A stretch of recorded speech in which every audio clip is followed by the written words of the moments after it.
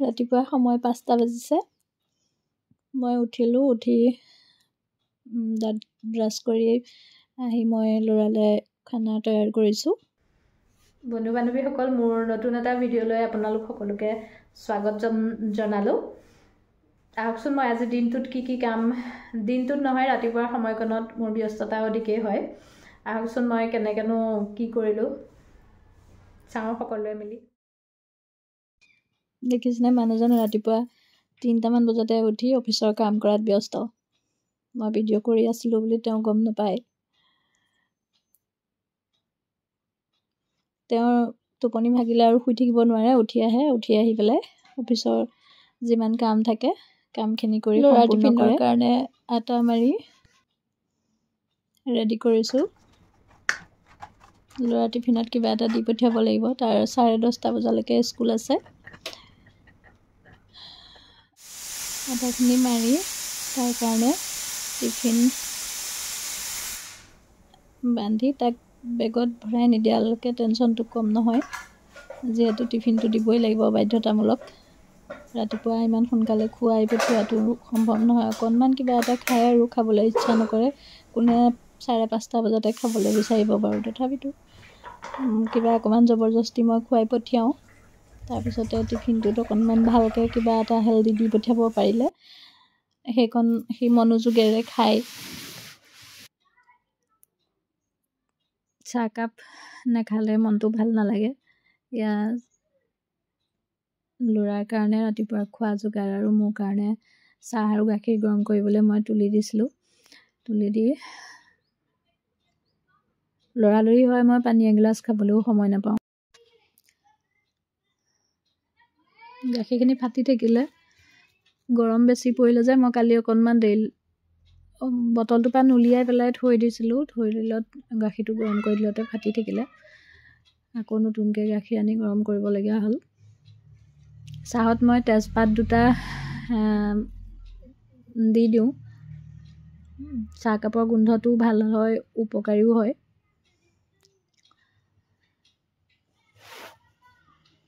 তাৰপিছত ল'ৰাটোক আকৌ গোটাই লৈ পেলাই তাক অকণমান খুৱাই নিদিলে ৰাতিপুৱা তাৰ টোপনি ভগাই নাই। চাওকচোন কেনেকৈ টিপিয়াই আছে। মাতিলেও নামাতে, মনটো বেয়া লাগি থাকে। বোলে টোপনি নাভাগিলে কি কৰিব বেচেৰাই, ৰাতিপুৱা ইমান সোনকালে উঠিব লাগে। সি ভিডিঅ'টো কৰাৰ কাৰণে ভাল পোৱা নাই, খং কৰি আছে মোক। মুখখনো ফুন্দাই আছে। উঠাৰ পৰা দেখিছে অকণমান সময়ো আজৰি নাপাওঁ। ল'ৰাক উলিয়াই স্কুল নপঠিওৱালৈকে শান্তি নাই। আকৌ ইউনিফৰ্ম পিন্ধাই দিব লাগিব, নিজে নিপিন্ধে। এইটো তাৰ আচলতে মাকৰ মৰমৰ কাৰণেও অলপ আশা কৰে মই কৰি দিম। নিজে পিন্ধিব নোৱাৰা নহয়, পিন্ধে সি। কিন্তু অকণমান মোক মানে লাগিব তাক কাপোৰযোৰ পিন্ধাই দিবলৈ। তুমি পিন্ধাই দিলেনো কি যায়, এনেকুৱা ধৰণৰ কথা ক'ব সি। ময়ো বেয়া নাপাওঁ। ডাঙৰ হ'লে এনেও এইবিলাক আঁতৰিয়ে গুচি যাব। আজি তাৰ শনিবাৰ যিহেতু, সেইকাৰণে হাউচ ইউনিফৰ্ম পিন্ধিবলগীয়া হৈছে। এয়া ল'ৰা স্কুললৈ যাবলৈ ৰেডি হ'ল। তাক পঠিয়াই ল'লোঁ। কুকুৰকেইটা দেখিছা, সিহঁতি বিস্কুট খাবলৈ ৰৈ আছে। সিহঁতক বিস্কুট নিদিয়ালৈকে সিহঁতি এনেদৰে আমনি কৰি থাকিব, ৰৈ থাকিব। বিস্কুট দিলেহে সিহঁতৰ শান্তি। দেখিছে কেনেকৈ গালৈ জঁপিয়াইছে। ভয়ো লাগে। বাকী পিছৰখিনি কাম আৰম্ভ। গোটেইখিনি কাম কৰি মেলি ল'লেহে শান্তি লাগে। দিনটোৰ কামখিনি অতি সোনকালে, এতিয়াও 6:15 মানহে হৈছে। ল'ৰা ওলাই গ'ল। যোৱাৰ পাছত মই ভিতৰলৈ কুকুৰকেইটাক খাবলৈ দি পেলাই ভিতৰলৈ আহি বিচনাখন ঠিক কৰি লৈছোঁ। আগতে আহি বিচনাখন জাবৰ হৈ থাকিলে দেখিবলৈ ৰুমটো বৰ বেয়া লাগে, বৰ অশান্তি লাগে। অকণমান চাফ চিকুণ হৈ নাথাকিলে মনবোৰো ভাল নালাগে। সেইকাৰণে ল'ৰালৈকে মই ঘৰটো চাফা কৰি নল'লে শান্তি নাপাওঁ। ৰাতিপুৱা অৱশ্যে সোনকালে উঠিলে কাম অতি সোনকালে শেষ হয়।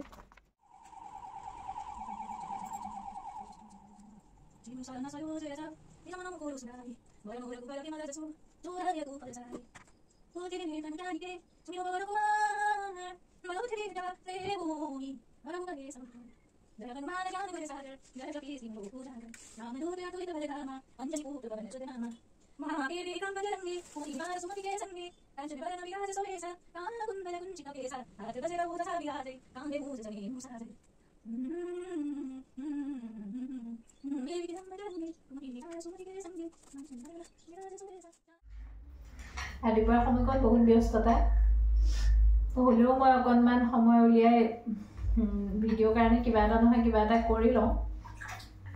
এতিয়া মই ৰাতিপুৱাৰ কাৰণে ব্ৰেকফাষ্টটো তৈয়াৰ কৰি লওঁ। পেট পূজা নকৰিলে আকৌ নহ'ব নহয় জানো।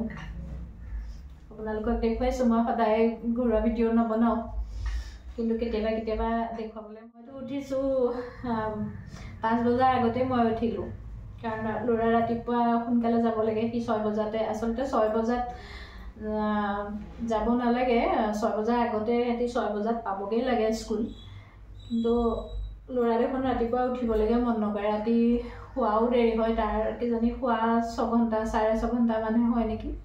ল'ৰা ছোৱালীবিলাক অকণমান শুবলৈ পাব লাগে, তাৰপিছতে উঠিবলৈ মন নকৰে। সিহঁতৰ সোনকালে এছেম্বলি বনাই লওঁ, বুটলি কৰি থৈছোঁ, ল'ৰালৈও বনাই থওঁ। সি ৰুটি খাই ভাল পায়।